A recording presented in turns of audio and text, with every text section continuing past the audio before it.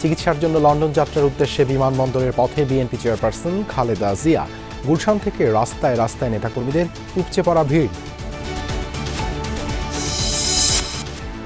Travel pass নিয়ে দিল্লিতে অবস্থান করছেন শেখ হাসিনা, জানালেন প্রধান উপদেষ্টার প্রেস সচিব। -2 এর ভাবনা নেই অন্তর্বর্তী সরকারের।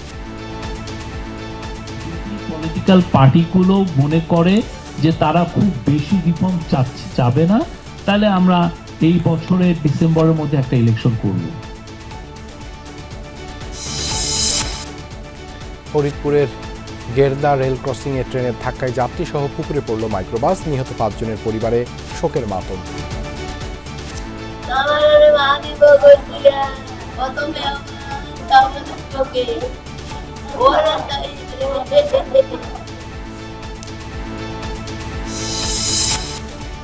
চালের দাম বেড়েছে মধ্যস্বত্বভোগী ও চাঁদাবাজদের কারণে, মন্তব্য অর্থ উপদেষ্টার।